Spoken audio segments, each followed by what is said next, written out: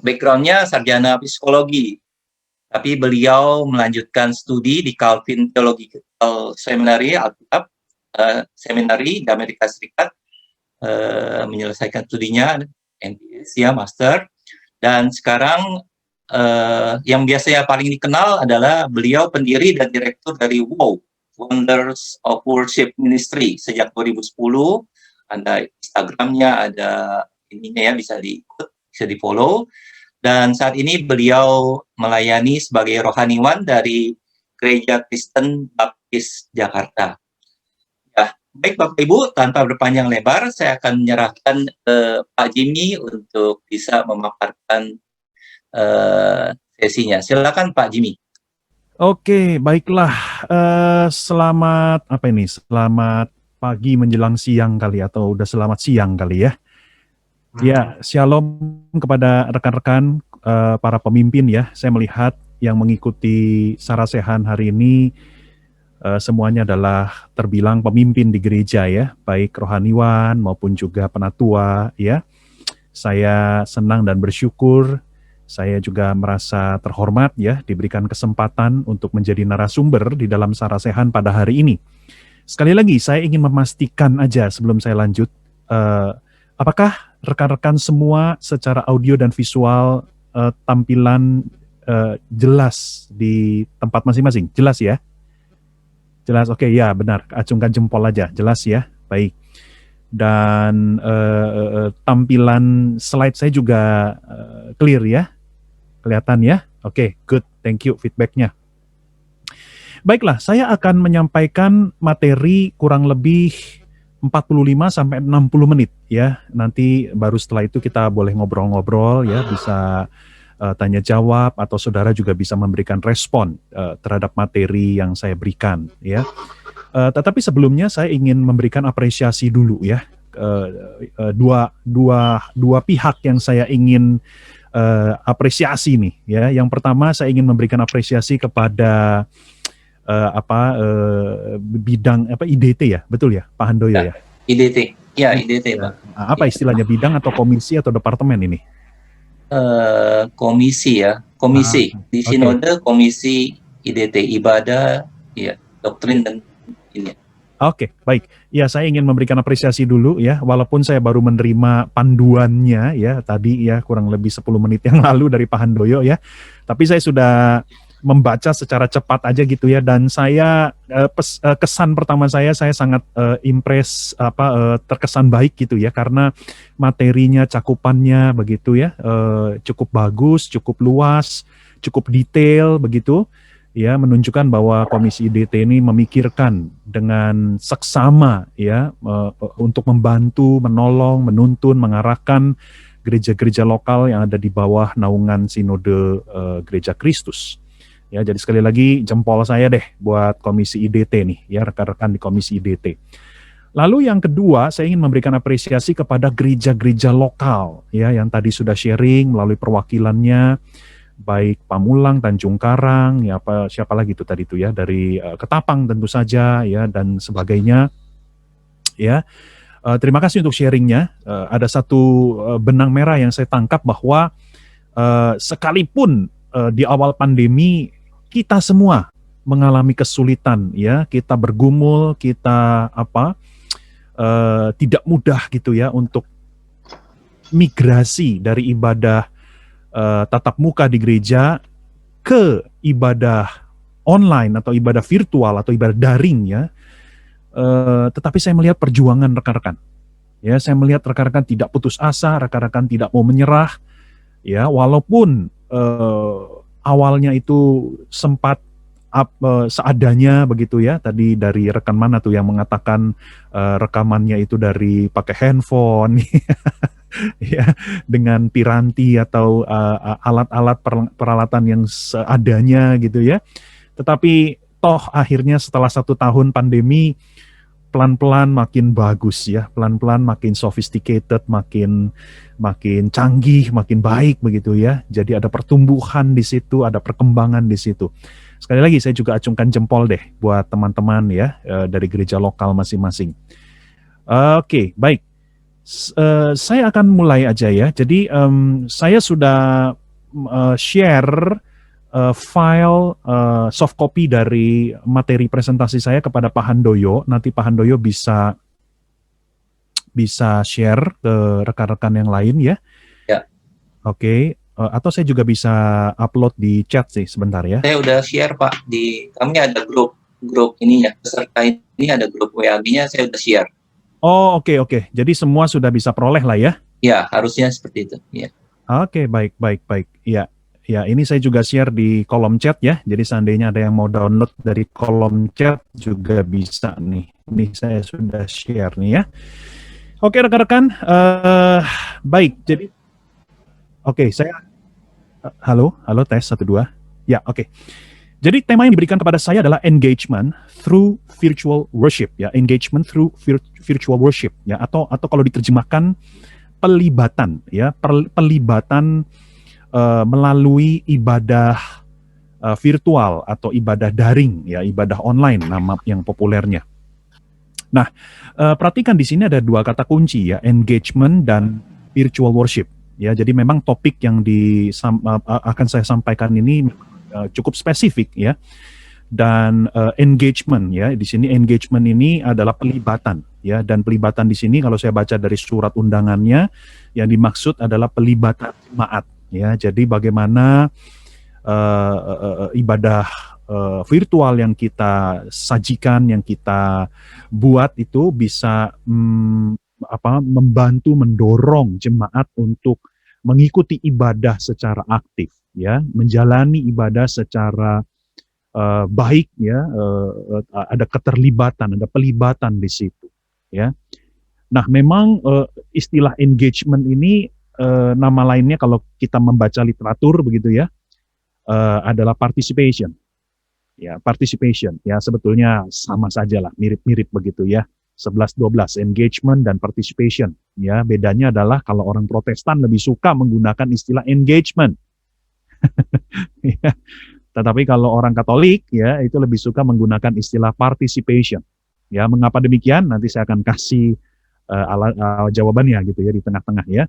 Tetapi sebetulnya nggak ada masalah ya, intinya adalah pelibatan ya. Saya terjemahkan dengan istilah pelibatan jemaat ya, atau partisipasi jemaat di dalam ibadah virtual ya. Oke, nah saya membagi presentasi saya dalam 4 bagian ya. Pak Handoyo boleh nggak nanti kasih tanda kalau sudah 10 menit terakhir begitu ya? Siap Pak. Ya. Ya. Nah, saya kalau bicara tentang ibadah sering kebablasan soalnya.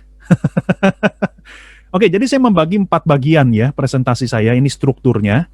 Yang pertama, kita akan sama-sama memikirkan lebih dahulu apa dan mengapa pelibatan jemaat dalam ibadah. Ya, mengapa penting bahwa jemaat itu harus terlibat aktif dalam ibadah. Ya. Kemudian yang kedua, nanti kita juga akan memikirkan apa sih hambatan-hambatan yang seringkali kita temui begitu ya, bagi pelibatan jemaat ya, khususnya dalam konteks ibadah virtual. Ya. Saya juga nanti akan bicara secara umum ya, dalam konteks ibadah secara umum begitu ya. Kemudian yang ketiga, bagaimana mendorong pelibatan jemaat dalam ibadah ya, ibadah virtual juga ya, bagaimana mendorong. Jadi pada bagian ketiga ini saya akan memberikan sejumlah tips, sejumlah nasihat, petunjuk praktis begitu ya, bagaimana mendorong, merangsang ya supaya jemaat itu bisa lebih terlibat khususnya di dalam ibadah virtual. Barulah nanti kita akan tutup dengan diskusi bersama ya, di mana rekan-rekan boleh menyampaikan pertanyaan ya, insya Allah kalau saya bisa jawab begitu, dan tentu rekan-rekan juga boleh memberikan tanggapan, respon dalam bentuk apapun ya. Baiklah, saya akan mulai dengan 1 pertanyaan refleksi dulu ya, 3 pertanyaan refleksi tepatnya ya, 3 pertanyaan refleksi. Saya minta coba ada beberapa teman-teman di sini yang menjawab ya, nanti yang mau menjawab langsung open mic aja. Ya, langsung open mic. Pertanyaan yang pertama, dalam skala 1 sampai 10, seberapa puasnya Anda atas keterlibatan atau partisipasi jemaat dalam ibadah di gerejamu sendiri? Tentu saja selama masa pandemi, ibadah online gitu ya, ibadah virtual, Mungkin kita tidak terlalu bisa tahu ya bagaimana keterlibatan mereka, kecuali Gereja Kristus Bogor ya yang dengan sangat baik membuat survei ya. Tadi saya sangat tertarik dengan surveinya yang disampaikan oleh Pak David ya. Saya berpikir bagus juga kalau survei ini dilakukan juga dalam level sinode ya, untuk semua gereja-gereja lokal di bawah sinode GK gitu ya. Bagus juga itu pertanyaan-pertanyaan surveinya menarik loh, itu bagus dan tajam itu menurut saya ya. Oke, baik. Jadi dalam skala 1 sampai 10 ya, Anda menilai keterlibatan jemaat dalam ibadahmu bagaimana nih? Kita bicara sebelum pandemi aja deh ya, sebelum pandemi, karena kalau selama pandemi kita sulit menilai ya. Sebelum pandemi bagaimana? Ya, seingat Anda bagaimana Anda menilai keterlibatan jemaat ini? Silakan, ada yang mau menjawab? Dari Petamburan? 1 sampai 10? Ibu Juanita? 10, Pak. Wah, Sebelum pandemi kan? Sebelum pandemi? Iya, semuanya terlibat, Pak. Keren, oke, baik. Oke, ini jawaban jujur ya Bu ya? Iya, jujur. Jujur, bukan jawaban yang karena memang kita inginkan itu gitu ya. I wish that gitu.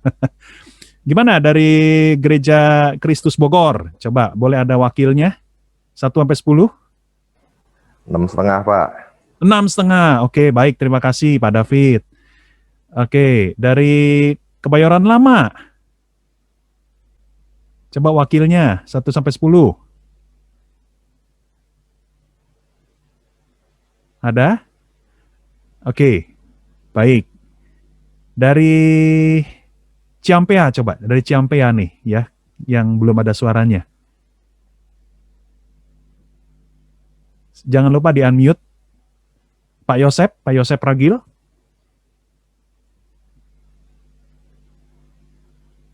Oke, baik, nggak apa-apa. Saya lewatkan aja dulu ya. Siap, iya Pak, siap. Ya, gimana? 1 sampai 10? 10 Pak.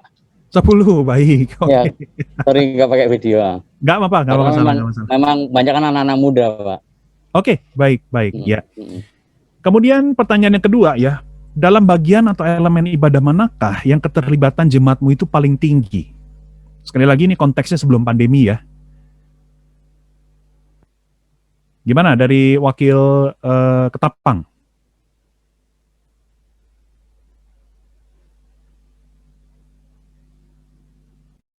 Ayo silakan, jangan buang waktu. Silakan Pak Daniel atau Yoses ya, silakan. Saya moderator soalnya. Silakan Yo. 8,5 kali ya pas 9. Oke. Pertanyaan kedua bagaimana? Dalam bagian elemen ibadah manakah yang keterlibatan jemaatmu paling tinggi?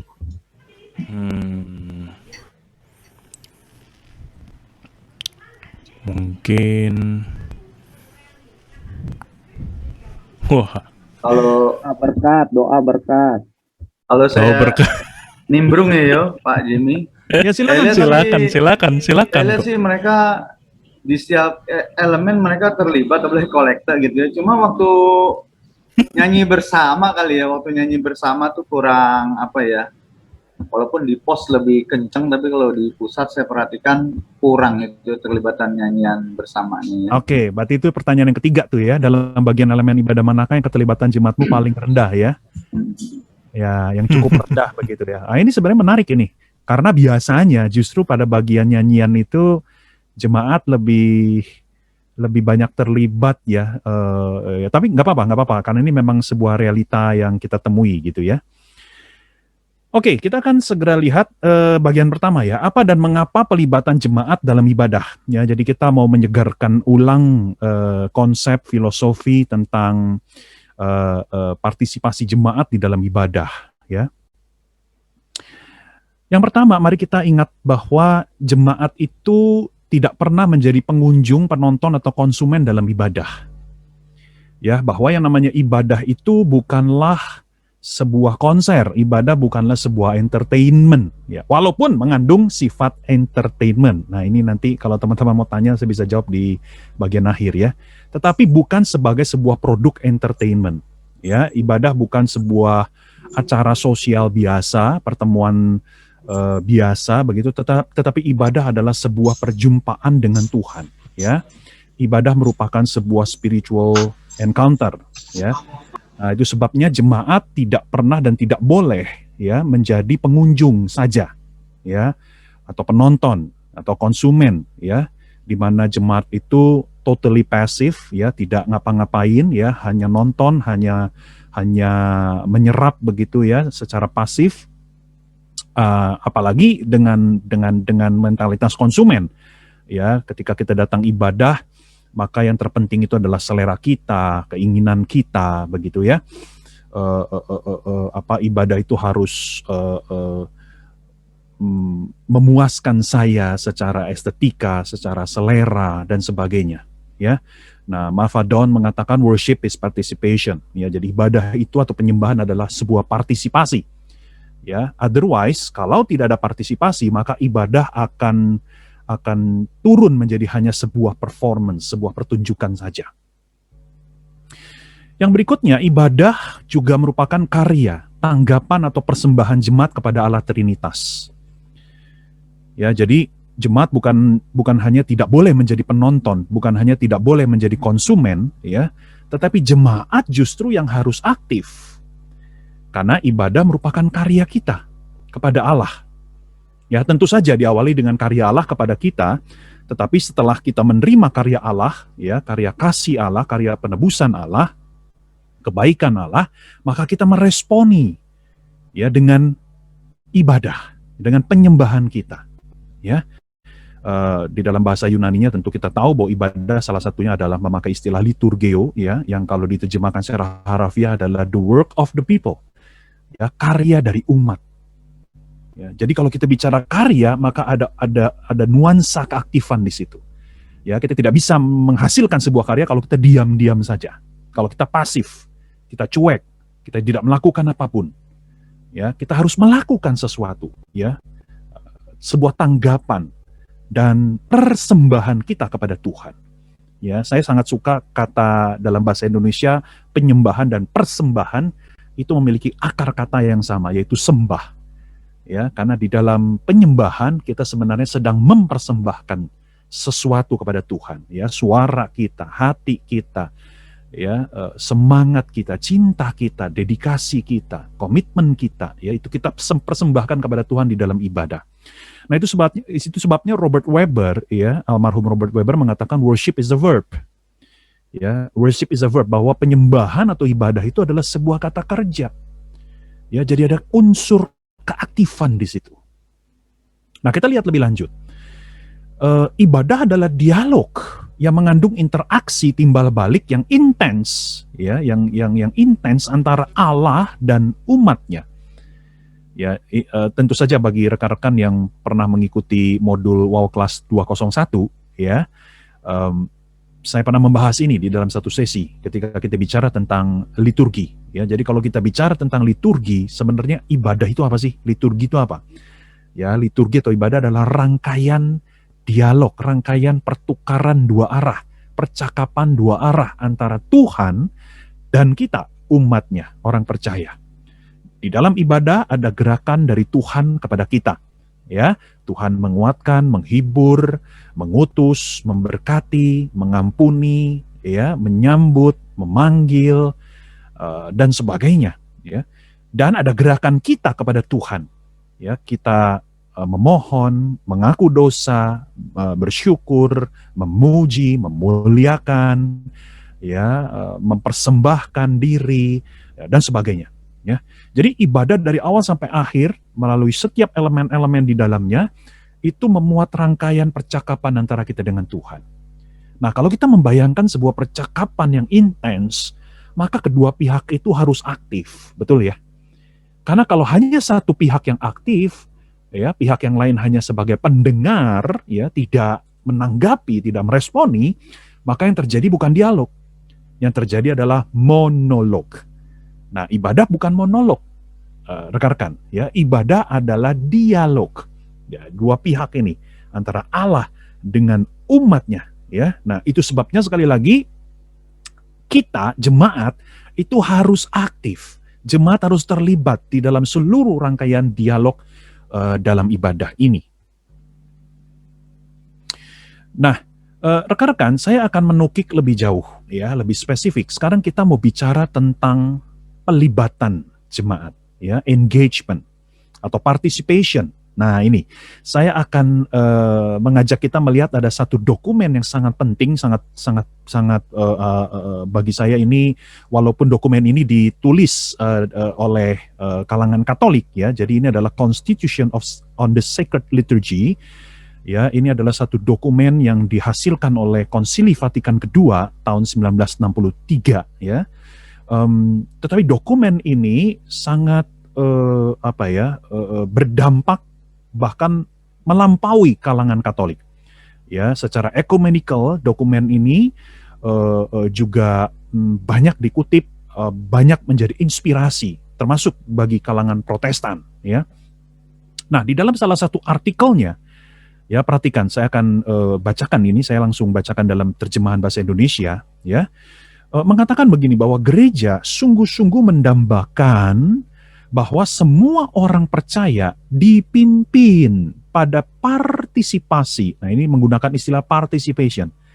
Ya, itu tadi di awal saya sudah katakan bahwa orang Katolik itu lebih suka menggunakan istilah participation ketimbang engagement. Mengapa?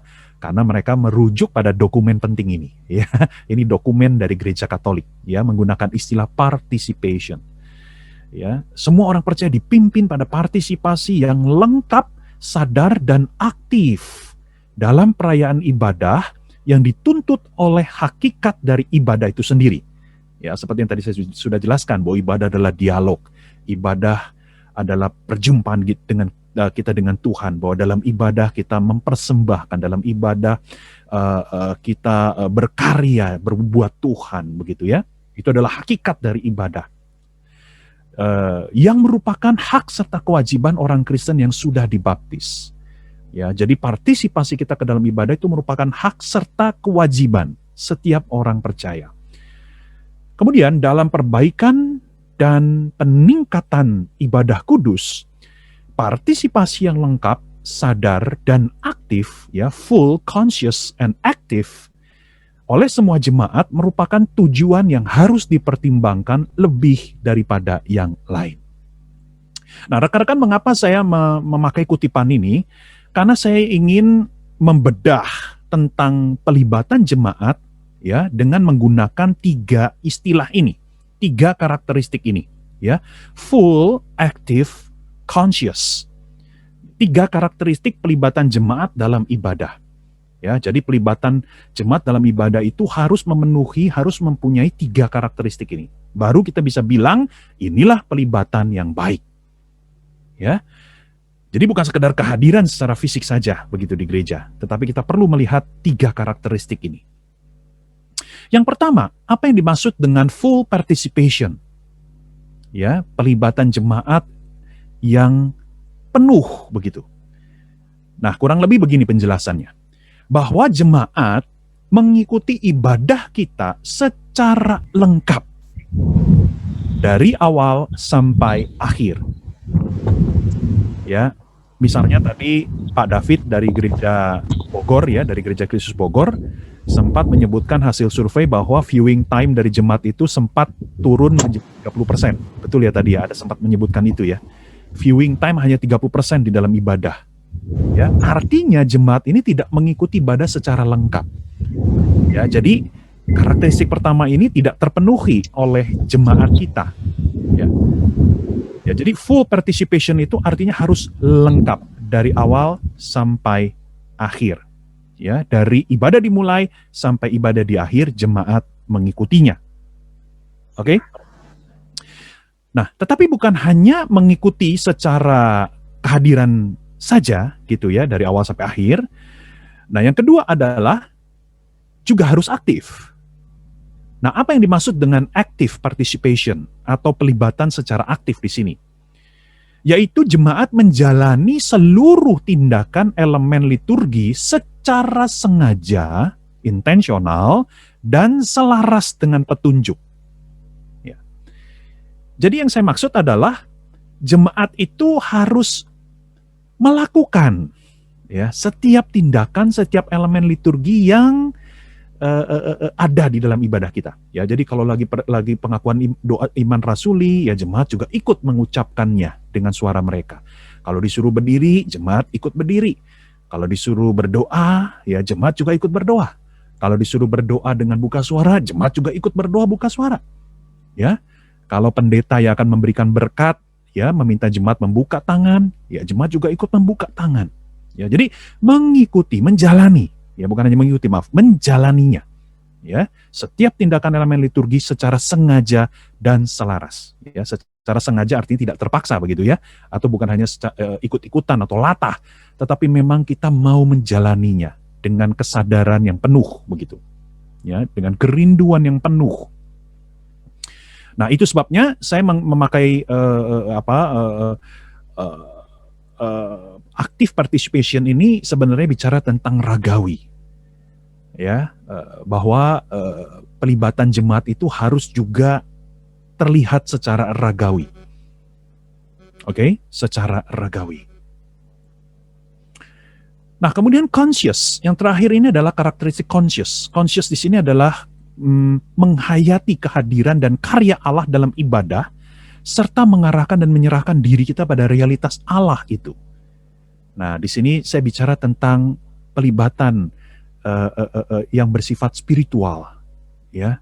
Jadi istilah conscious, istilah lainnya kita bisa gunakan spiritual participation. Ya, kalau active participation itu kan bodily participation, ya. Jadi partisipasi secara ragawi. Nah, tetapi conscious di sini adalah lebih bersifat spiritual participation, ya. Jadi pelibatan batiniah, pelibatan rohaniah, ya, di mana kita menghayati bahwa Allah sudah hadir di dalam ibadah. Ya. Nah, bukan hanya secara generik, tetapi juga secara setiap elemen itu Allah bekerja di dalamnya. Ya, itu sebabnya ketika kita bernyanyi sebuah lagu, kita menghayati pesan lagu itu. Ya, kita tidak hanya lip service, kita tidak hanya buka suara, ya, bukan hanya nyanyi dengan pita suara, tetapi juga hati kita menghayati, merenungkan, ya, tenggelam di dalam makna dari lagu itu. Ketika kita membacakan pengakuan iman rasuli, itu bukan hanya mekanis, itu bukan hanya kebiasaan rutinitas kosong, tetapi setiap kalimat juga kita hayati. Ya. Nah, ini yang saya maksud pelibatan secara conscious. Ya, rekan-rekan perhatikan ya, kalau kita hanya ragawi, tetapi kita tidak ada maknawi, ya, pelibatan maknawi, di mana kita menghayati makna ibadah, menghayati makna elemen ibadah, kehadiran Allah di dalamnya, ya, maka apa yang kita lakukan pelibatan jemaat itu menjadi suatu kemunafikan. Kenapa? Karena hanya lahiriah saja. Oke? Hanya lahiriah. Ya, itu sebabnya perlu ada conscious participation, spiritual participation. Ya, penghayatan itu. Ya, seperti teguran Tuhan Yesus, bangsa ini mendekat kepadaku, dengan bibirnya mereka memuji aku, mereka melakukan ritual-ritual dengan baik, tetapi hati mereka jauh dari aku. Ya, jadi mereka hanya beribadah secara lahiriah, tetapi tidak ada pelibatan batiniah gitu. Hati mereka jauh, hati mereka tidak terarah kepada Tuhan. Nah, jadi sekali lagi ini adalah 3 karakteristik pelibatan dalam ibadah, ya. Oke, sekarang kita lihat alasan dan manfaat pelibatan jemaat dalam ibadah. Kenapa sih jemaat itu harus terlibat secara aktif dalam ibadah? Kenapa jemaat tidak boleh menjadi penonton saja, pasif begitu? Ya, yang pertama, ya, manfaatnya atau alasannya adalah karena kita menghormati, mengasihi Allah. Ya, kita bicara tentang arah dan gairah penyembahan. Ya, ketika kita menghormati Allah, maka kita mengarahkan seluruh perhatian kita hanya kepada Allah. Ketika kita mengasihi Allah, maka kita punya gairah untuk menyembah. Ya, karena kita tahu kita sedang menyembah Allah yang mencintai kita dan yang kita cintai gitu. Ya, kalau kita menghormati dan mengasihi Allah, maka tidak usah disuruh, kita pasti akan terlibat di dalam ibadah. Karena apa yang menggebu-gebu di dalam hati kita itu akan pasti otomatis keluar di dalam seluruh ekspresi, ungkapan, pelibatan ragawi kita di dalam ibadah. Kemudian yang kedua, Ya, mengapa sih kita harus terlibat dalam ibadah? Supaya kita bisa menikmati dan mengalami karunia transformasi Allah atas diri kita. Ya, sekali lagi, ibadah bukan sembarang acara sosial. Ibadah adalah perjumpaan dengan Allah. Allah yang adalah sumber segala yang baik buat kita. Allah yang begitu mengasihi kita. Allah yang sudah menyiapkan karunia-karunia rohani bagi kita. Allah yang mau mengubah kita menjadi semakin serupa dengan anaknya, yaitu Yesus Kristus. Nah, saudara-saudara, dalam rangka kita bisa menerima karunia transformasi ini, maka kita harus melakukan sesuatu untuk menerimanya. Kalau kita diam saja, kalau kita menutup diri, maka karunia transformasi ini tidak akan sampai menjamah atau kita rasakan gitu. Ya, ilustrasinya gampang lah, begini deh. Kalau kita mau kasih hadiah kepada seseorang, ya, hadiah itu gratis, hadiah itu sangat bagus, hadiah itu sangat bermanfaat. Tetapi kalau orang itu tidak mengulurkan tangannya, maka hadiah itu tidak akan pernah dia terima untuk selamanya. Betul nggak? Ya, walaupun hadiah itu gratis, tetapi tetap ada sesuatu yang harus dilakukan oleh orang itu. Minimal dia harus datangin kita, bukan? Minimal dia harus ulurkan tangannya. Minimal dia harus mendekat kepada kita. Kalau enggak, hadiahnya tidak akan bisa dia pegang, hadiahnya tidak akan bisa dibuka, gitu. Ya, nah, demikian juga dengan karunia transformasi dalam ibadah.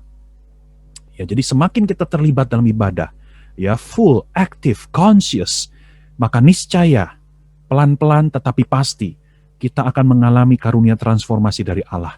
Yang sedih akan dihiburkan, yang lemah akan dikuatkan, yang sesat akan dikembalikan, ya, kepada arah yang benar, yang bodoh akan dididik, dan sebagainya dan sebagainya. Itu kan bertumbuh. Berikutnya, kita memberikan teladan kepada saudara seiman.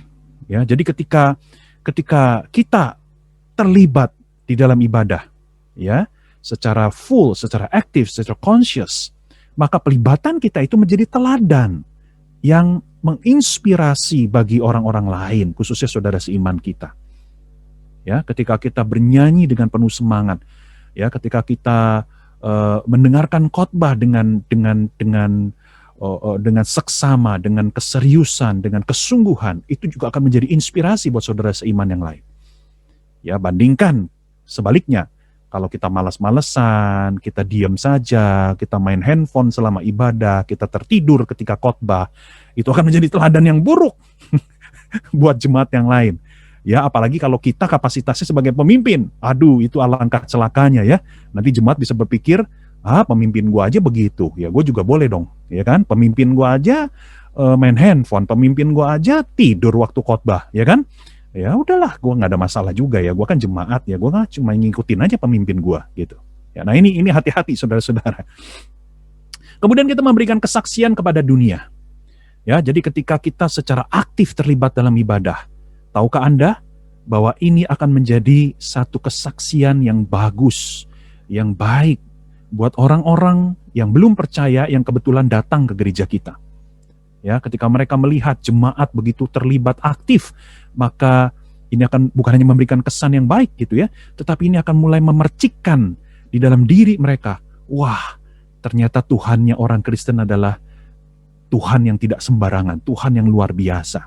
Ya, terlihat sekali dari perilaku tindak tanduk orang-orang yang percaya kepada Tuhan mereka gitu ya.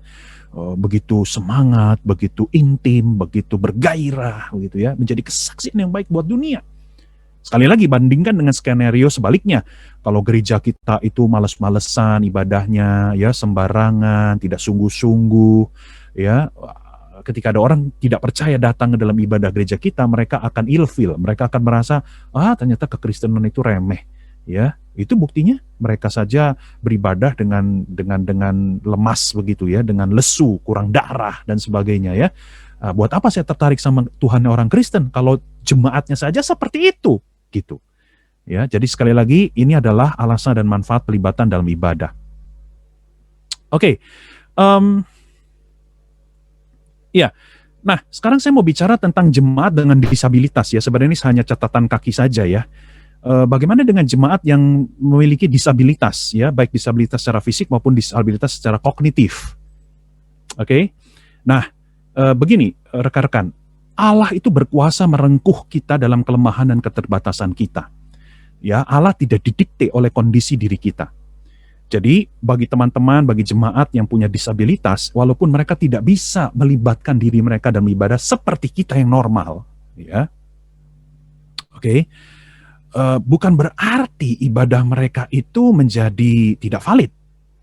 Karena sekali lagi Allah yang kita sembah itu, ya, tidak pernah akan bisa dibatasi oleh kelemahan diri kita. Ya, Allah yang penuh kasih itu justru dia merengkuh jemaat yang penuh dengan jemaat yang memiliki disabilitas. Ya, jemaat dengan disabilitas tetap dapat terlibat. Nah, bagaimana caranya? Melalui representasi orang percaya lain dalam ibadah. Ya, jadi ini keterlibatan yang bersifat vicarious, yang diwakilkan. Nah, misalnya begini nih, saya pernah membaca sebuah kisah ya. Ada seorang jemaat yang memakai kursi roda, ya. Suatu hari dia datang ke dalam sebuah ibadah di gerejanya, dan di dalam ibadah itu ada tarian liturgi, ya. Jadi ada beberapa orang menari di dalam ibadah, ya, ketika sebuah lagu dinyanyikan oleh jemaat dan penari itu menarikan lagu itu, gitu, ya. Nah, di dalam ketika hal ini berlangsung, ya, jemaat yang dengan kursi roda itu tiba-tiba menangis begitu. Ya, menangis dia. Nah, setelah selesai ibadah, pendetanya mendekati jemaat yang di kursi roda tersebut. Ya, pendeta itu concern, ya. Pendeta itu bertanya kepada dia, kenapa tadi kamu menangis, gitu ya? Apakah kamu merasa tersinggung, ya, offended karena melihat penari yang menari begitu lincah, sedangkan kamu terpaku di kursi roda? Kemudian jemaat ini menjawab begini, ya. Oh tidak Pak Pendeta. Saya tidak menangis karena tersinggung atau marah gitu ya melihat para penari menari dengan lincah sedangkan saya ini lumpuh begitu ya. Saya tidak merasa tersinggung dengan itu. Justru sebaliknya Pak Pendeta.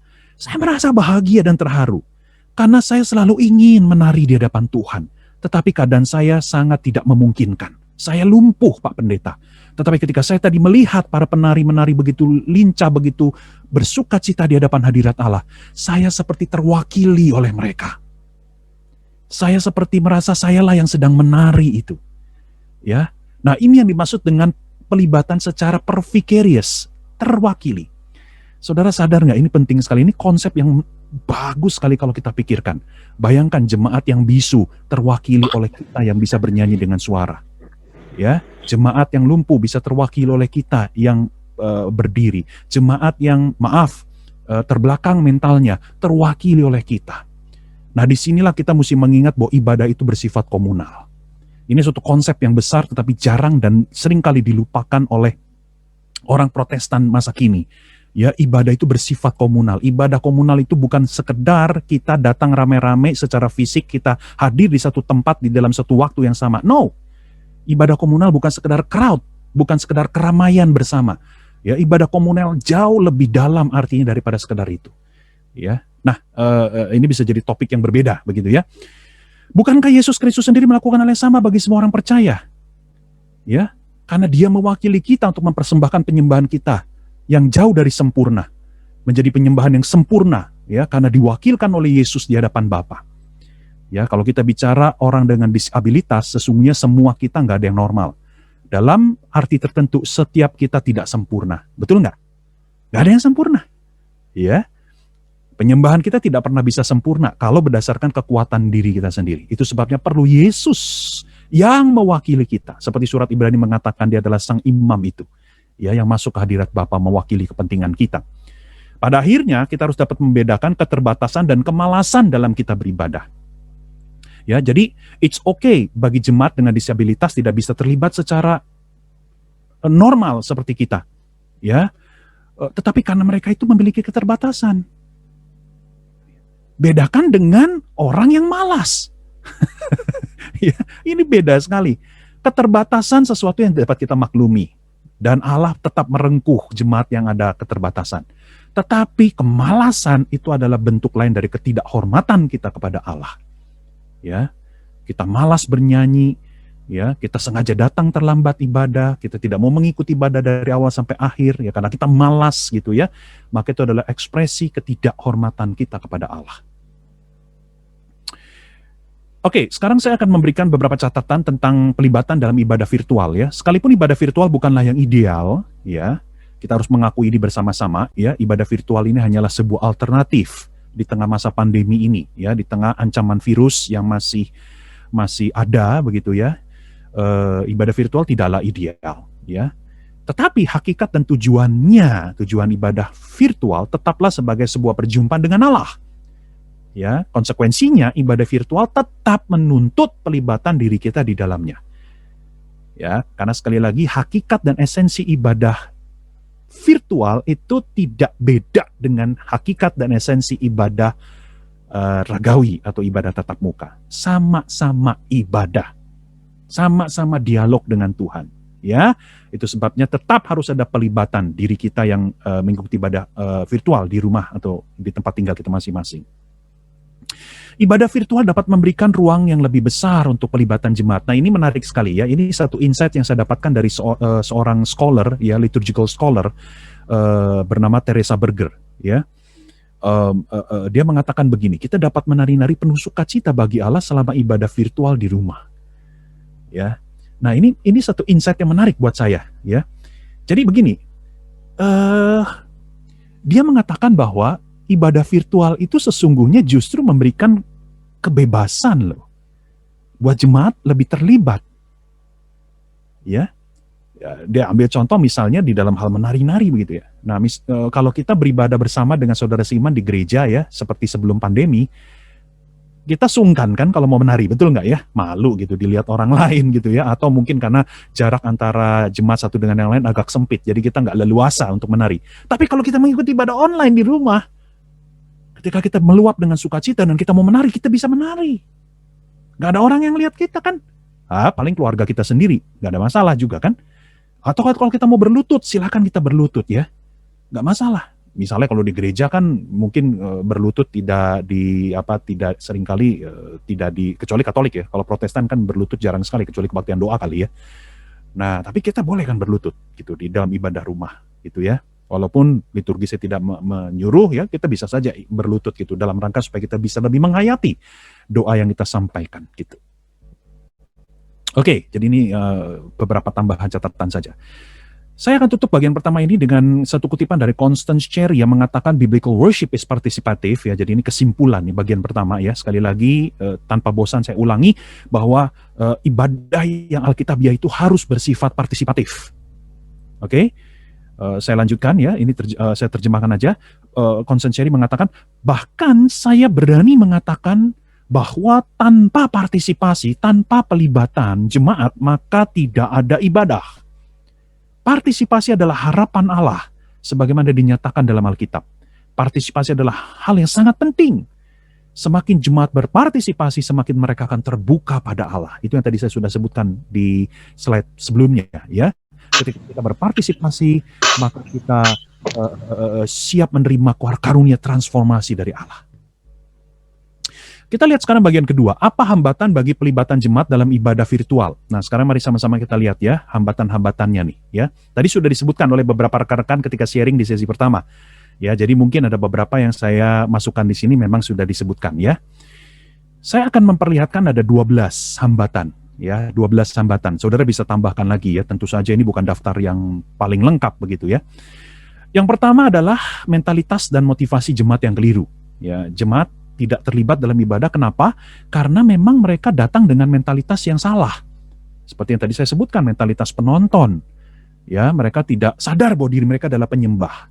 Mereka tidak sadar bahwa mereka ini sedang bercakap-cakap dengan Allah. Mereka hanya datang untuk menonton. Lebih buruk lagi, mereka hanya menonton secara estetikanya gitu ya. Mereka hanya datang hanya mau menikmati musik misalnya gitu. Itu sebabnya tidak heran ketika khotbah dia tidur. Karena menurut dia nggak penting kali ya khotbah ya, karena yang terpenting itu adalah musiknya ya, pengalaman estetikanya itu, pengalaman musikalnya misalnya. Jadi harapan mereka sendiri sudah salah dari awal. Oke, motivasi jemaat keliru. Ya, mereka tidak punya konsep yang tepat tentang apa itu ibadah, apa itu penyembahan. Ya, mereka menganggap ibadah itu hanya acara lain, acara sosial lain, kegiatan sosial lain. Ya, bedanya ini hanya ada embel-embel atau label Kristen misalnya gitu. Yang kedua, bisa juga jemaat tidak terlibat dalam ibadah karena memang pada dasarnya kerohanian mereka sendiri suam-suam gitu. Jemaat tidak terhubung Jemaat tidak bersekutu dengan Allah pada hari-hari biasa. Oke? Mereka tidak peduli dengan realitas Allah dari Senin sampai Sabtu. Itu sebabnya tidak heran ketika mereka hadir pada hari Minggu, mereka cuek. Mereka acuh tak acuh, mereka pasif. Karena memang Senin sampai Sabtu mereka gak peduli dengan Tuhan gitu. Mereka gak saat teduh, mereka tidak pernah berdoa, ya. Mereka tidak pernah memikirkan tentang Allah. Ya, mereka datang ya memang apinya udah gak ada di dalam diri mereka. Jadi jangan harap pada hari Minggu mereka menjadi bersemangat begitu ya. Akan sangat sulit sekali. Karena Senin sampai Sabtu mereka tidak terhubung dengan Allah gitu. Ya, mereka tidak punya kerinduan akan Allah. Mereka tidak punya kepekaan akan hadirat Allah, ya. Karena Senin sampai Sabtu mereka tidak pernah terasah itu kerinduan dan kepekaan mereka akan Allah dalam hubungan yang akrab dengan Dia. Yang ketiga, jemaat tidak terlibat dalam ibadah karena bisa jadi ibadah kita asing buat mereka. Ya. Misalnya kalau kita datang ke sebuah ibadah dari denominasi atau aliran gereja yang sama sekali berbeda dari gereja kita, ya, misalnya waktu kita keluar kota begitu ya.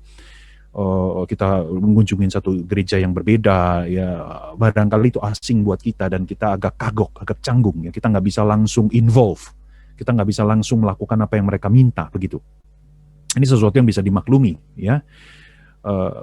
Tetapi kalau kita bicara ibadah yang asing, ya ini sebenarnya bisa banyak macam ini implikasinya, ya.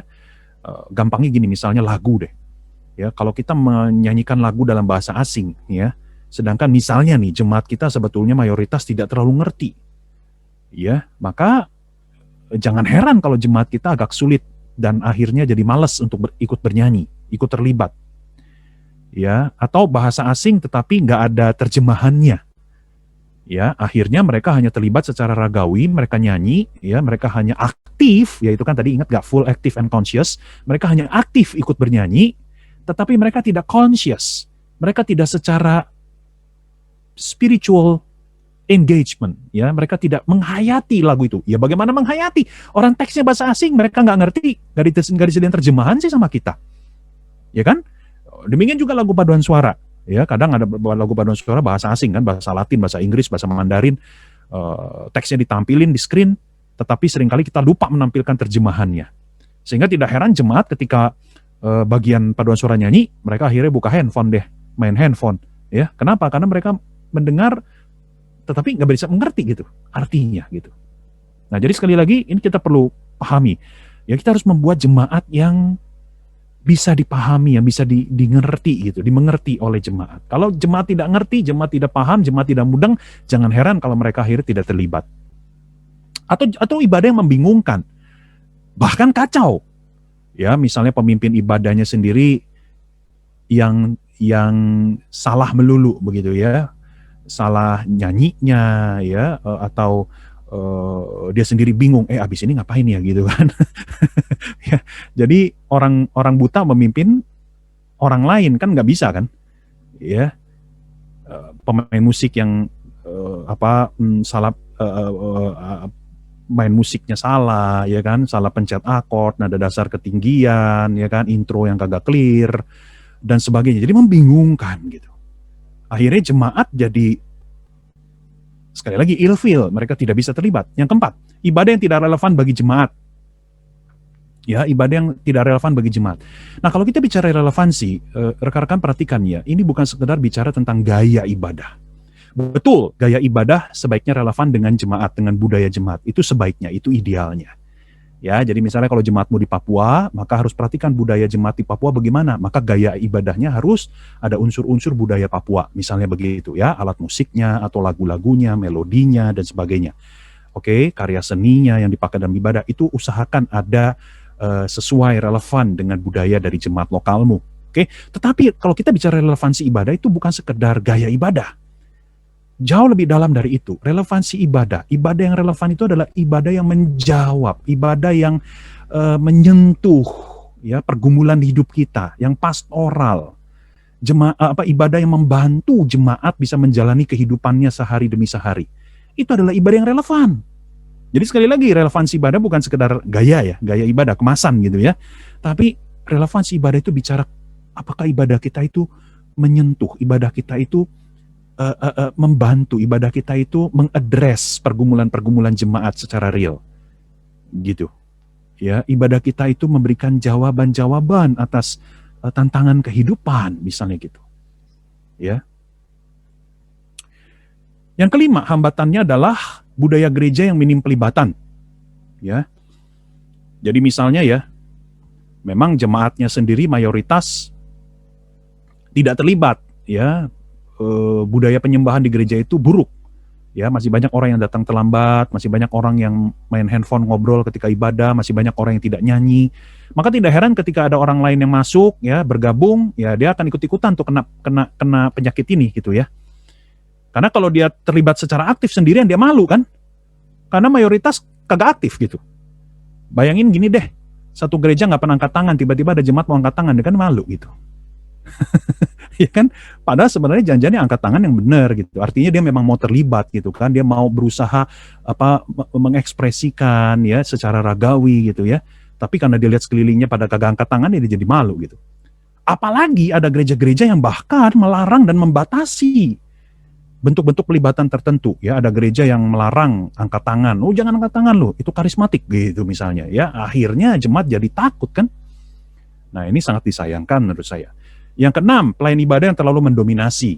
Ya, saya pernah ke sebuah gereja di mana WL-nya itu, liturgisnya itu nyanyinya kenceng bukan main. Udah gitu banyak melakukan improvisasi, ya sampai saya sendiri nggak bisa mendengar suara saya. Ya, ketika nyanyi, akhirnya jadi malas kan kita nyanyi, betul nggak? Ya, nah ini kita perlu hati-hati, kita perlu introspeksi diri nih, khususnya para pemimpin ibadah dan pemain musik, ya, juga operator sound.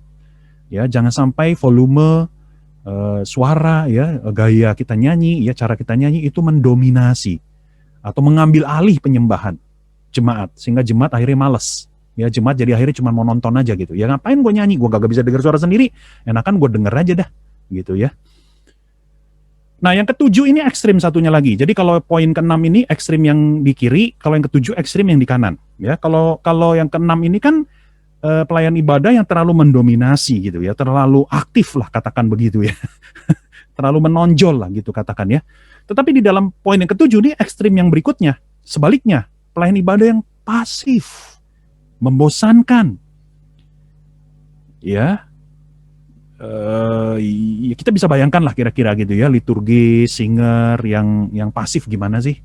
Ya, yang nyanyi ya nyanyi, tapi ya begitulah nyanyinya gitu ya, kayak apa ya, kayak malas-malesan nyanyinya ya kan, buka mulutnya juga kagak bener gitu ya, nggak sungguh-sungguh dan sebagainya. Nah teman-teman, kalau yang di depan aja pasif dan membosankan, bagaimana kita bisa berharap jemaat yang di bawah itu ya bisa aktif gitu ya. Yang kedelapan, nah ini kedelapan juga jangan lupa ya, bisa saja ada orang yang tidak terlibat dalam ibadah karena memang dia belum memiliki iman dalam Yesus Kristus. bisa saja ya. Ya, baik itu orang yang belum Kristen atau orang Kristen KTP, bisa saja ya.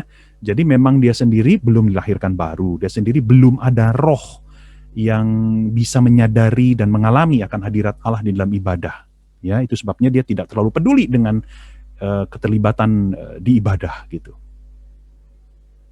Yang ke-9, ya format virtual. Nah sekarang saya akan coba mulai menyinggung tentang ibadah virtual nih ya. Format virtual yang mudah memicu sikap penonton. Ini kita juga perlu sadari ya. Ini memang salah satu downside atau tantangan ibadah virtual ya. Karena ibadah virtual itu kan formatnya virtual ya. Jadi jemaat itu mengikuti ibadah melalui layar televisi maupun layar komputer mereka, layar gadget mereka ya. Nah format ini ya, ini mudah memicu sikap penonton ya. Kenapa? Karena bukankah jemaat memang seringkali menggunakan layar komputer, layar televisi untuk nonton, ya kan? Nonton acara, film, televisi, ya kan? Nonton YouTube, TikTok, apalagi sih? Yang sekarang lagi rame-rame gitu ya,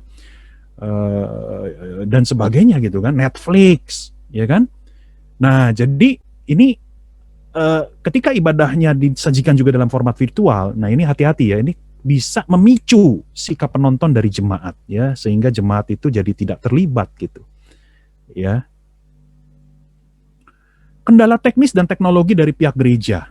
Ya, tadi seperti Ibu Yori dari Tanjung Karang mengatakan ada jemaat yang bisa dengar tayangan ibadah online dengan baik, ada jemaat yang tidak bisa mendengar tayangan ibadah online dengan baik. Ya, artinya memang kualitas koneksi internet mereka kan beda-beda. Ya, ini juga kita perlu sadari gitu ya, kendala teknis. Ya, jadi kalau ibadahnya tersendat-sendat, ya tidak jelas terdengar suaranya, ya itu pasti akan membuat motivasi jemaat terlibat itu jadi menurun begitu. Ya, live streaming yang tersendat, ya itu resikonya live streaming ya. Resikonya live streaming itu memang kalau ada gangguan teknis, ya udah deh, kita nggak bisa solve tuh. Ya maksudnya nggak bisa solve tuh maksudnya gini, ya udah gangguan teknis itu akan langsung juga dialami oleh jemaat gitu.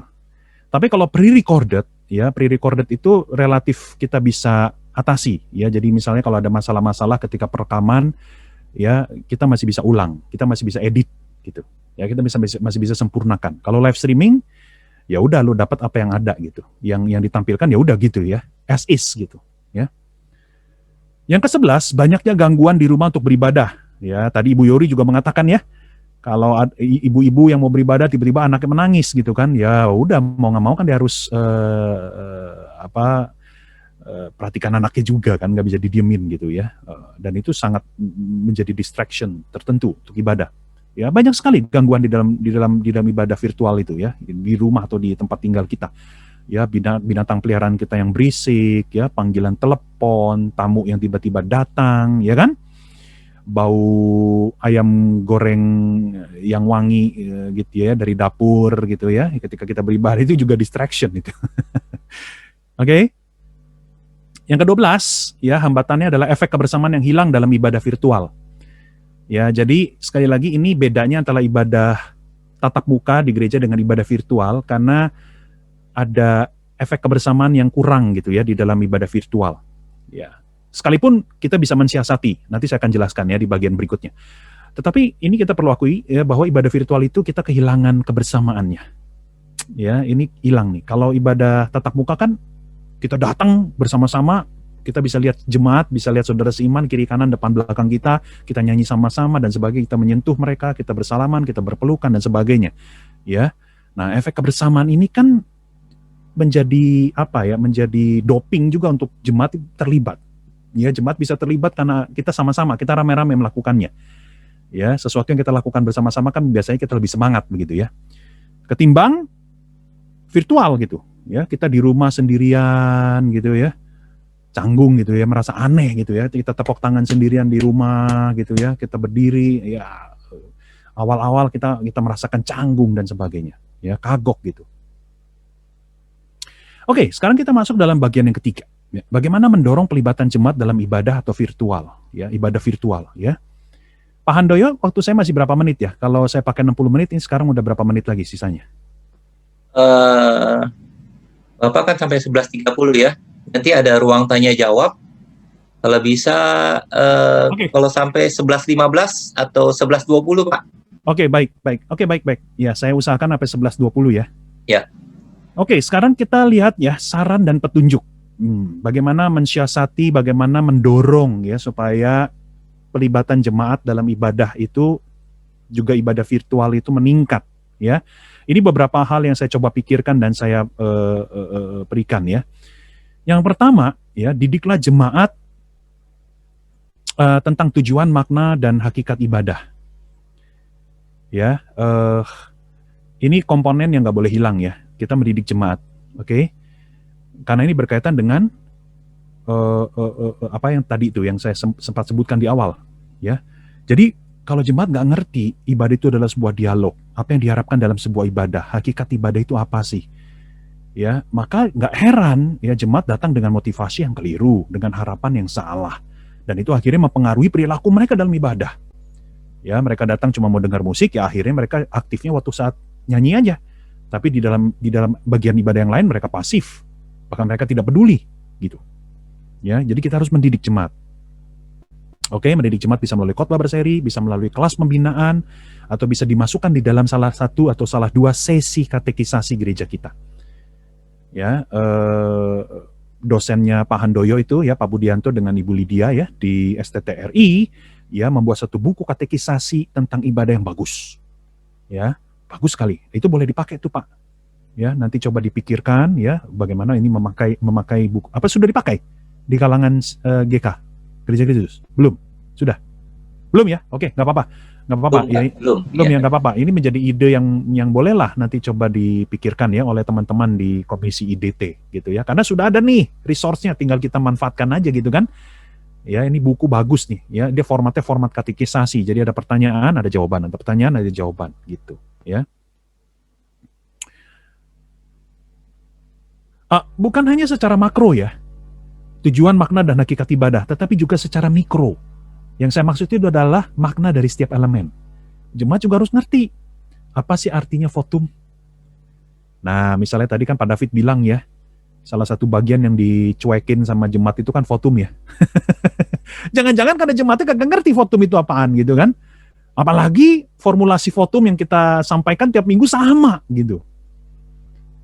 Ya, ibaratnya kalau kita nonton film itu kan selalu di depan itu kan ada bagian apa tuh?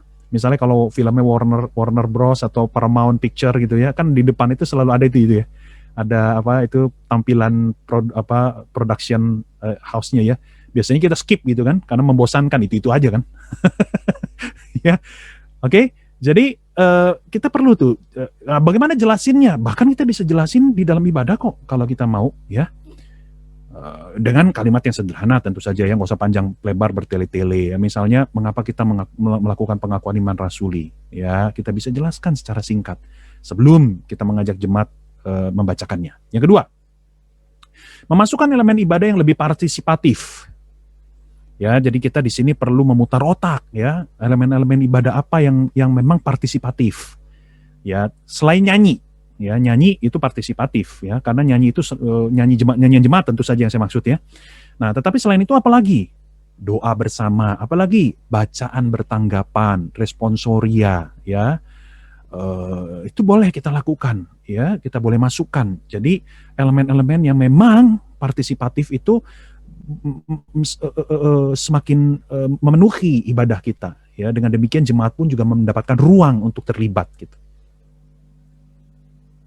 Yang ketiga, buatlah ibadah yang mudah dipahami dan diikuti. Ya, ini penting ya. Terjemahkan bahasa asing ya. Kalau ada lagu bahasa maksud saya begini. Kalau lagunya bahasa asing ya sediakan terjemahan. Kalau sudah ada terjemahannya, maksudnya ada versi bahasa Indonesia ya pakai aja versi bahasa Indonesia misalnya gitu. Ya, misalnya lagu Give Thanks kan udah ada kan versi Indonesianya kan? Ya pakailah versi Indonesianya ketimbang bahasa Inggris misalnya gitu. Ya, kecuali jemaat kita memang mayoritas ngerti bahasa Inggris ya oke lah. Itu mungkin saya masih bisa maklumi. Misalnya jemaat di Melbourne, jemaat Indonesia di Melbourne yang semuanya orang mahasiswa di sana ya boleh aja pakai bahasa Inggris, nggak masalah. Tanpa terjemahan juga mereka ngerti kok gitu ya. Intinya kita harus kenali jemaat kita lah ya. Yang bisa dipahami, bisa diikuti, jelas instruksinya. Ya, kalimat transisi dari WL, dari satu elemen ke elemen lain jelas, clear. Kita mau ngapain nih abis ini? Ya, kita nyanyinya berapa kali, habis ini ulang dari mana gitu. Jangan WL-nya sendiri bingung atau hanya dia sendiri yang ngerti. Ya, tapi dia nggak bisa mengkomunikasikan dengan clear kepada jemaat maupun kepada sesama rekan pelayan ibadah seperti pemusik, sehingga pemusik bingung antara memulai dari awal atau memulai dari refren misalnya. Ya kan? Ini terjadi loh, ya. Ini terjadi, oke? Juga pilihan lagu, ya, repertoar lagu. Jangan terlalu banyak lagu baru. Ya, karena itu akan mendemotivasi jemaat untuk menyanyi ya. Ya, sebaiknya dalam satu ibadah itu jangan lebih dari satu lagu baru lah. Ya, satu lagu baru aja maksimal gitu ya dalam satu ibadah gitu ya. Dan jangan tiap minggu ada lagu baru gitu. Ya, nanti lagu baru yang baru minggu lalu dipelajarin lupa gitu. Ya, kalau bisa lagu baru yang dipelajarin itu ya dalam satu bulan kita bolehlah pakai 2 kali ya dalam 2 ibadah supaya jemaat fasih gitu. Jangan lagu baru malah terlupakan gitu. Yang keempat ya, buatlah ibadah yang multisensoris. Ini tentu saja dalam konteks ibadah tatap muka ya. Kalau dalam ibadah virtual memang agak sulit nih. Tapi dalam ibadah tatap muka coba usahakan ya ibadah yang multisensoris, ibadah yang menyentuh panca indera kita. Misalnya indera penglihatan ya melalui pemasangan banner, ada drama, ada gestur-gestur tertentu, tarian, warna, simbol, ya kan? Kemudian indera pendengaran, musik, ucapan, perkataan WL, bahkan termasuk elemen diam, silence. Ya itu termasuk menyentuh apa? Pendengaran, ya. Kemudian juga indera penciuman, ada wangi bunga, ada wangi dupa, ya kan? Pencecap rasa, ada misalnya perjamuan kudus ya, itu menyentuh indera pencecap rasa kita, lidah kita, ya karena kita makan, kita minum, makan roti, kita minum anggur. Kemudian juga indera perabaan, ya sentuhan fisik, ya jabatan tangan, oke, penumpangan tangan, ya salib, ya Alkitab, ya. Ada beberapa gereja yang mereka secara kreatif memanfaatkan salib bukan hanya jadi pajangan doang dalam ruang ibadah. Ya, misalnya mereka mengadakan jemaat itu datang ke depan salib, menyentuh salib, ya, atau menaruh sesuatu di salib, ya, dalam acara Rabu Abu, ya, ibadah Rabu Abu dan sebagainya. Oke? Yang kelima, sampaikan ajakan dan dorongan kepada jemaat. Ya, nah ini khusus untuk ibadah virtual nih. Saya menemukan banyak ibadah virtual, WL-nya ini lupa atau miskin sekali memberikan undangan dorongan kepada jemaat. Ya, jangan lupa loh. Sekalipun kita ini cuman kita sebagai pelayan ibadah kita berhadapan dengan kamera gitu ya. Tetapi jangan lupa di balik kamera itu kan ada banyak jemaat yang ngikutin kita gitu. Itu sebabnya kita harus memberikan kalimat-kalimat undangan dan ajakan. Sesederhana, mari kita nyanyikan lagu ini, mari kita bangkit berdiri, gitu ya. Mari bersama dengan saya kita ucapkan di rumah masing-masing, misalnya gitu. Ya, jadi kita memberikan kalimat dorongan dan ajakan. Oke? Jadi jemaat itu terus-menerus diingetin, lu hari ibadah, lu bukan cuma nonton, ayo lakukan ini, ayo lakukan itu, gitu. Yang keenam, hilangkan sikap bintang dan jadilah penolong jemaat. Ini mentalitas bintang ini, hati-hati ya. Jadi gini, kesalahannya ini dua pihak ya. Jemaat punya mentalitas penonton, celakanya pelayan ibadah juga seringkali punya mentalitas bintang. Jadi yang terpenting itu gue nyanyi sebagus-bagusnya, gue gak peduli lah jemaat bisa ikutin gue apa enggak, yang penting gue keren gitu loh. Jangan saudara. Saudara ketika jadi pelayan ibadah, saudara harusnya menjadi penolong. Jadi kalau jemaat bingung, saudara gagal melakukan tugas Anda. Kalau jemaat malah enaknya nontonin Anda, berarti Anda juga gagal. Seharusnya Anda menjadi penolong yang membantu, yang memudahkan, yang mendorong, yang menggairahkan jemaat untuk ikut terlibat gitu. Ingat ya, kita harus jadi penolong gitu. Kita bukan bintang panggung, kita bukan pusat perhatian gitu. Pimpinlah ibadah dengan antusias dan hangat. Nah, ini juga penting dalam ibadah virtual ini. Ini tips yang perlu kita juga pahami ya. Hindari kesan kaku, tegang, dingin ya. Karena itu akan merusak atau menghilangkan, membuat jemaat malas gitu untuk terlibat. Ya, jadi kita perlu memberikan apa ya, gaya kepemimpinan kita tuh yang antusias gitu. Bahwa kita sendiri tuh semangat gitu melakukan segala sesuatu dalam ibadah. Ya, yang hangat. Dengar ya teman-teman ya, udah nggak zamannya pemimpin ibadah menegur jemaat dari atas mimbar. Yang masih melakukan ini bertobatlah. Ya, jadi jangan gini loh. Jemaat, saya melihat banyak yang belum nyanyi nih. Wah, apa hari ini belum sarapan? Atau ada lagi yang tegurannya lebih sadis ya. Jemaat kalian itu nggak nyanyi sungguh-sungguh, kalian tuh nggak ngerti, berarti kalian nggak menghormati Tuhan ya. Janganlah pakai kalimat-kalimat seperti itu, nggak enak didengarnya gitu ya. Jemaat makin ilfil ya. Bangunlah koneksi dan keakraban dengan jemaat melalui hal-hal yang sederhana seperti sapaan. Nah gini, teman-teman, rekan-rekan, saya kasih usul ya. Kita menyapa jemaat itu spesifik, ya. Misalnya kalau gereja kita memang gereja kecil ya, boleh kita sapa jemaat secara spesifik ya. Misalnya, selamat datang dalam ibadah virtual ini kepada keluarga Pak Handoyo, kepada rekan-rekan yang ada di Kelapa Gading, jadi secara spesifik ya, menunjukkan kita connect dengan mereka. Oke, tatapan mata, eye contact itu juga penting, ya. WL, baik yang ibadah tatap muka maupun ibadah virtual, jangan lupakan tatapan mata, eye contact, ya. Perbanyaklah perbendaharaan gestur dan ekspresi. Jadi bukan hanya 3 menit lagi kayaknya Pak Jimmy. Oke, iya. Kayaknya saya mesti tambahan waktu nih. Boleh nggak tambahan waktu 10-15 menit? Oke Pak, oke. Ya. Saya sih bersedia sampai jam 12 sih kalau untuk mau tanya. Oh, oke. Ya, it's okay, Pak. Berarti it's okay. Ya. Ya, oke. Ya. Ya. Take your time, ya. Baik, saya lanjutkan ya. Jadi perbanyaklah perbendaharaan gestur dan ekspresi. Jadi kalau Protestan itu kan biasanya sangat miskin ya gestur itu ya. Cuma duduk berdiri tepuk tangan. Nah, boleh kita tambahkan misalnya angkat tangan, taruh tangan di dada, membuka tangan ke atas atau membuka tangan dengan telapak tangan mengarah ke atas seperti orang ingin menerima sesuatu ya, menundukkan kepala ya, menengadahkan kepala, berdiri, duduk, apalagi itu, berlutut dan sebagainya. Boleh. Bagi saya ini juga sesuatu yang menarik ya, ragawi itu. Jadi kita memberikan apa ya? Ruang seluas-luasnya untuk jemaat terlibat secara ragawi. Yang ke-10, pimpinlah dengan keteladanan pelibatan. Oke? Jadi kalau WL minta kita nyanyi sambil bertepuk tangan, ya mboknya WL dan singer yang di depan itu juga tepuk tangan gitu. Ya, kalau WL minta kita nyanyi semangat, ya WL dan singer di depan ya nyanyi juga harus semangat gitu. Ya, jadi lead by example, ya. Pimpinlah dengan keteladanan, bukan hanya sekedar imbauan. Ya, keteladanan itu jauh lebih powerful daripada sekedar imbauan kata-kata kita, ya, yang keluar dari mulut kita, ya. Imbauan keteladanan itu, ya, menginspirasikan jemaat. Oke? Jadi apa yang kita mau jemaat lakukan, kita sendiri harus contohkan, gitu loh maksudnya. Dan bukan hanya ketika kita di platform, ketika kita di panggung, ketika kita duduk di bangku jemaat pun kita juga harus menjadi teladan buat jemaat yang lain. Ya, ini pelajaran modul WOW kelas 201 ya. Saya tidak mau panjang lebar di sini. Kalau rekan-rekan masih ingat ya, salah satu peran dari pelayan ibadah itu selain penyembah penolong adalah panutan gitu. Ya, masih ingat ya? Alumni alumni 201.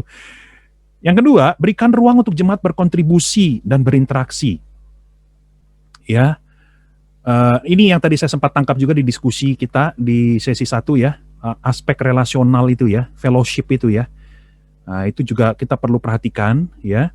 Nah, misalnya langkah-langkah praktisnya apa sih? Misalnya kita bisa minta jemaat mengirimkan pokok doa lewat chat ya. Kemudian komsel setelah ibadah ya. Tentu saja kita mesti gunakan platform yang memadai, misalnya Zoom ya. Kalau YouTube memang susah. Ya. Nah, Zoom bisa kita pakai breakout rooms ya. Jadi kita bisa komsel ya. Kemudian ini ada ide yang bagus nih ya. Saya dapat dari internet. Kita bisa meminta satu keluarga jemaat secara bergiliran ya. Misalnya keluarga Pak Handoyo memimpin doa syafaat pada hari Minggu ini. Nanti minggu depan keluarganya Pak siapa gitu, Ibu siapa untuk memimpin doa jemaat. Bisa juga menyambut ya di awal ibadah, misalnya keluarga Pak Handoyo dipersilakan menyambut jemaat sekalian di awal ibadah. Boleh tuh, nanti giliran aja. Minggu depan keluarganya siapa gitu ya. Itu bagus juga menurut saya, ide yang sederhana, simple dan doable dapat dilakukan, tetapi melibatkan jemaat kita sebanyak-banyaknya. Oke?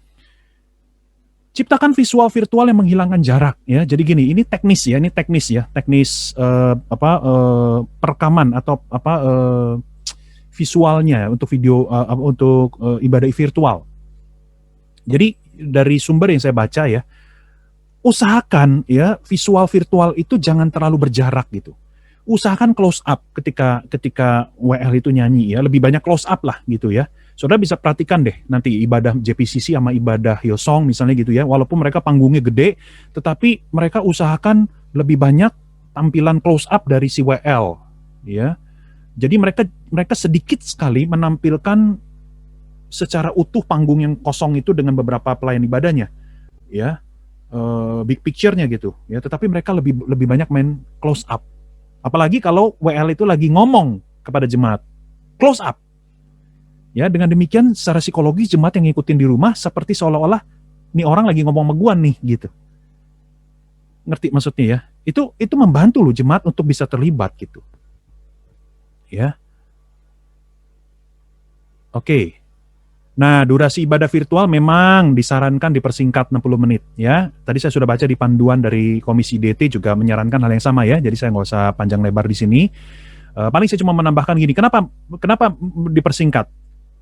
Karena ibadah virtual itu banyak gangguannya di rumah. Itu sebabnya kita mensiasatinya dengan persingkat gitu ya. Ngerti maksud saya ya? Karena kan yang tadi saya sudah katakan di rumah, di tempat tinggal kita kan gangguannya banyak gitu. Ya, walaupun sekali lagi durasi bukan yang nomor satu, tetap kualitas ibadahnya nomor satu ya. Karena durasi singkat tapi kualitas jelek, tetap aja jemaat akan bosan dan malah lari gitu ya misalnya ke ibadah yang lain. 14, pastikan kualitas teknis ibadah virtual yang terbaik.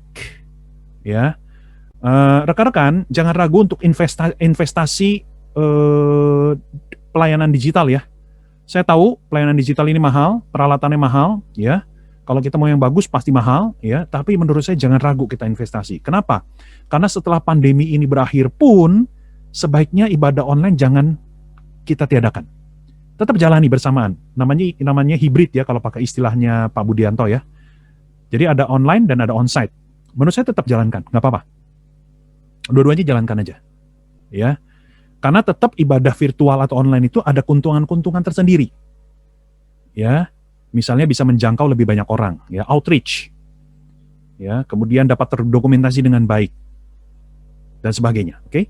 Yang ke-15, kenali dan manfaatkan fitur-fitur platform digital yang kita miliki, yang kita pakai. Jadi kalau saudara pakai Zoom, saudara harus kenali fitur-fiturnya apa. Saudara pakai YouTube, saudara kenali fitur-fiturnya apa. Ya, apa kekurangannya, apa kelebihannya, dan manfaatkan itu. Misalnya kalau saudara mau lebih relasional, sebetulnya Zoom lebih baik daripada YouTube. Zoom lebih baik daripada YouTube ya, karena di dalam Zoom kita bisa melihat orang-orang ya. Kalau YouTube kan nggak bisa, ya kan? Kita bisa tampilin muka orang-orangnya ya, bisa interaksi, bisa ada breakout rooms dan sebagainya. Oke? Tetapi YouTube bukan berarti jelek juga. YouTube bagusnya dalam hal outreach. Ya, YouTube itu untuk eksternal, pihak di luar gereja kita lebih bagus. Kalau Zoom kan terbatas, betul nggak? Hanya pihak internal kita saja. Ya, makanya tadi ada siapa tuh ya? Pak siapa, saya lupa. Tadi yang mengatakan seolah-olah YouTube jadi sia-sia begitu ya, karena viewernya sedikit. Menurut saya jangan kecil hati, Pak. Ya nggak apa-apa. Betul-betul. YouTube nggak apa-apa tampilkan saja, karena who knows, kita nggak pernah tahu kalau ada orang lain yang tiba-tiba lihat YouTube ibadah kita dan akhirnya diberkati. Betul nggak? Ada orang tidak percaya yang lihat YouTube kita tiba-tiba dia jadi percaya Yesus. Bukankah itu sesuatu yang luar biasa? Ya, oke. Tetapkan waktu yang sama untuk ibadah virtual. Ya, ini saran saja ya. Lebih baik begitu ya. Karena akan membantu jemaat untuk bisa mengimajinasikan bahwa saya beribadah tidak sendirian nih. Walaupun secara kasat mata memang saya sendirian atau saya sama keluarga saja di rumah, tapi saya tahu karena ini ibadahnya jam yang sama, saya tahu bahwa ada jemaat yang lain beribadah di tempat mereka masing-masing bersamaan dengan saya gitu. Jadi ini membantu juga, imajinasi ini menolong gitu. Ya, seperti yang tadi dilakukan oleh Ketapang ya, kalau nggak salah ya, atau Bogor ya. Jadi ada ibadah jamnya sama gitu ya, ya dan kalau ibadahnya udah selesai nggak akan ditayangkan terus di YouTube. Paling Senin atau Selasa berikutnya baru ditayangkan. Betul gitu ya? Supaya mendisiplin jemaat ngikutin ibadah yang sudah ditetapkan jamnya gitu. Oh sorry, ini slide ini sebenarnya harusnya di bagian awal nih. Ini saya kasih contoh ya, close up ya. Jadi WL-nya ini di close up gitu. Ini contoh dari Hillsong ya. Ya, jadi WL singernya di close up. Jadi lebih apa ya? Lebih intim gitu atmosfer yang dibangun ya. Dan membuat jemaat itu lebih bisa terlibat gitu. Dan yang menarik ya kalau saya lihat ya, kalau yang Hillsong ini, mereka ini syutingnya ini di rumah mereka masing-masing ya. Jadi kesannya tuh kayak gini loh, kan jemaat ini kan juga beribadah di rumah masing-masing ya. Jadi seolah-olah pelayan ibadah itu ada di rumah kita gitu, karena sama-sama di ruangan tamu gitu istilahnya, sama-sama di dalam rumah gitu ya. Oke, ada dua lagi yang saya mau sampaikan ya. Yang ke-17, kaitkan ibadah dengan seluruh rangkaian kemuridan gereja. Jadi kita bikin lebih integratif. Ya, seperti yang dilakukan oleh Ketapang, ya. Jadi ibadah bukan hanya satu kegiatan yang terpisah, tetapi ibadah itu terikat, tersambung, terhubung dengan seluruh rangkaian kemuridan di gereja kita. Misalnya ibadah hari Minggu, khotbahnya dibahas di dalam komsel di hari biasa. Ya, atau misalnya apalagi ya? Pokok-pokok doa yang didoakan di ibadah umum, nanti sisanya didoakan di acara-acara di hari biasa misalnya gitu. Ya, di dalam pertemuan kelompok yang lebih kecil misalnya gitu. Ya, jadi lebih terintegratif. Ya, dengan demikian jemaat itu bisa melihat bahwa ibadah yang mereka lakukan itu memang apa ya? Mereka harus ikutin gitu loh. Karena dengan mengikutin mereka bisa nyambung dengan yang lain gitu. Ngerti nggak sih yang saya maksud? Bahwa ibadah hari Minggu itu tidak terpisah, tidak mandiri, tetapi merupakan salah satu step dari keseluruhan kemuridan itu. Ya, sehingga mereka harus ikutin. Kalau mereka nggak ikutin dengan baik, mereka akan lost. Mereka akan nggak bisa ngikutin secara baik seluruhnya gitu. Ya, nah ini bisa dipikirkan. Oke. Yang terakhir, penuhi ibadah kita dengan Injil. Ya, kenapa? Karena Injil itulah yang menggairahkan jemaat untuk menyembah Tuhan secara aktif. Seperti yang tadi saya katakan, ya, pelibatan itu dimulai dari kita menghormati dan mencintai Tuhan. Nah, bagaimana kita bisa menghormati dan mencintai Tuhan? Bukan karena disuruh, bukan karena ditakut-takutin, bukan, tapi karena kita kembali disentuh oleh Injil. Apa itu Injil? Injil adalah berita baik tentang kita adalah orang yang berdosa, tetapi kita dikasihi, kita ditebus oleh Allah Tritunggal di dalam karya Yesus Kristus. Injil itu harus terus-menerus digaungkan di dalam ibadah kita. Ya, melalui lagu, melalui apapun, ya, seperti kutipan ini. Ya, dari Zack Hicks, saya langsung terjemahkan. Hanya ketika kita sungguh-sungguh menangkap, memahami, menyedot, dan menerima kedalaman anugerah Allah melalui Kristus, maka gelora dalam diri kita terbakar. Menenggelamkan kita dalam partisipasi yang penuh gairah, utuh, dan aktif. Artinya, ibadah kita harus menampilkan Injil dalam khotbah kita, nyanyian kita, doa kita, elemen-elemen ibadah, dan bahkan dalam struktur ibadah kita. Ya, pemimpin ibadah, berlatihlah. Ya, bagaimana kalimat yang keluar dari mulutmu itu diinspirasikan oleh Injil. Jadi bukan hanya kalimat-kalimat biasa yang monoton, ya. Mari kita lanjutkan dengan lagu, mari kita nyanyikan dengan tapi kita masukkan gitu kalimat-kalimat yang diinspirasikan oleh Injil, ya. Karena Kristus sudah mati bagi kita, atau apa misalnya kita adalah orang berdosa, tetapi melalui lagu ini kita diingatkan. Nah, misalnya kayak gitu, ya. Jadi memberikan fuel, memberikan bahan bakar buat jemaat, ya, karena dia sadar dicintai oleh Tuhan, maka mereka juga akhirnya juga bergairah menyembah dan mencintai Tuhan. Ya, saya tutup dengan pertanyaan refleksi, ya, yang tidak harus dijawab hari ini, tetapi ini menjadi bahan permenungan kita. Ya, bisakah kita mengembangkan ibadah virtual gereja kita tanpa kekhawatiran atau ketakutan? Ya, takut jemaat pindah ke gereja lain, ya, dan takut viewernya kecil, jumlah orangnya sedikit, misalnya gitu, ya. Nah, bisakah kita mengembangkan ibadah gereja kita tanpa kekhawatiran atau ketakutan? Ya, alih-alih kita seperti seorang pedagang, tapi marilah kita coba seperti seorang dokter, ya. Dokter itu judulnya dia menyembuhkan orang gitu, ya. Dia nggak merasa takut pasien akan pindah ke dokter lain. Yang penting judulnya gue berikan yang terbaik, gue nyembuhin orang gitu, ya. Jadi bukan cara berpikir pragmatis, ya, atau pedagang gitu, ya. Aduh, ini viewer kita kurang nih, jadi mesti ngapain gitu. Bukan berarti saya menafikan, ya. Tentu ketika viewer kita berkurang, seperti yang tadi survei dari Gereja Bogor, ya, dari 1.000 lebih menjadi 300 lebih, ya, memang ini menjadi alarm buat kita, ya. Tetapi ini hanya sebuah pemantik supaya kita memikirkan lebih dalam, ya, apa yang harus kita lakukan dan sebagainya. Tetapi bukan berarti kita jadi jatuh pada selera jemaat gitu, ya. Wah, iyalah supaya jemaat tetap di gereja kita jadi kita lebih utamakan selera jemaat dan sebagainya. Nah, ini kita harus berhati-hati. Apakah kita bisa merancang ibadah yang seimbang antara kebermaknaan, tetap kaya makna, ya, berakar pada tradisi gereja kita yang baik, kebebasan, ya, jadi memberikan ruang yang cukup bebas, baik buat pelayan ibadah maupun juga bagi jemaat, keindahan, ya, dan juga kreativitas. Ya, jadi sekali lagi ini 2 pertanyaan untuk kita renungkan bersama-sama, ya. Oke, baik, rekan-rekan, saya minta maaf kalau waktunya lewat, ya. Sekarang 11.32, kita punya waktu